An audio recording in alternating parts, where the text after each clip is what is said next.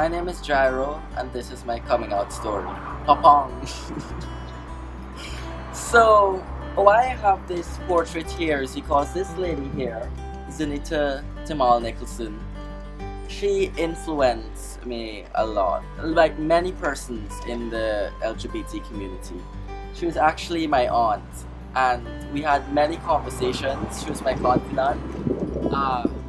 We talked a lot, and she actually helped me understand many things when it comes to gender and sexuality. And when she died, she committed suicide like a year and something months ago. I felt that she didn't get to complete her work, and I felt somewhat that her encouragement, her strength, that trust we had, I felt that I needed to do something about what she stood for. And now, she was a board member and trustee of SASOD, and now here I am, a social change coordinator. And taking her strength, every day I come here, and what I do is not only for myself, but for thousands of people living in Guyana, and millions more in the Caribbean region, and a couple billion in the world. But coming out is very sentimental to all of us. It's something very personal to us, and it comes with a lot of strength. And that is something you have to have, but trust me, it's worth it. When you come out, I'll tell you my personal experience with my family. So of course, my aunt, she was not very much accepted in my family for the work she was doing at SASOD, and they didn't quite understand it. We're predominantly Catholic and a Muslim family. So now when I started working at SASOD and being there, one day I was in my room, and my mother walked through, and she was talking about SASOD, what I'm doing there, and we had a conversation on it, and she asked the question, Gyro, are you gay? And I laughed myself because I'm like, are we going to have this conversation now? Are you ready for this conversation? Because SASOD has encouraged, I cannot represent the community. I can't speak for so many who are voiceless and not, have this personally affect me.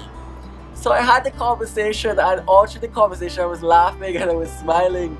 And I was talking to my mother, and she too, I find that I had to educate her.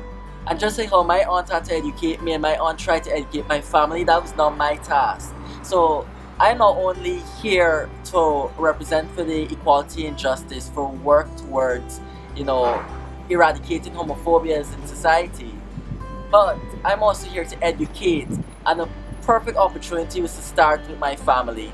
So my coming out story was actually educating my family about sexuality and gender. That is how I came out. And every now and again, my mom would ask me the question all over again. And I remember one time, I was telling her about my good friend, and that, we're gonna move in together. She's like, so this is a relationship now. So who's the boy and who's the girl in the relationship?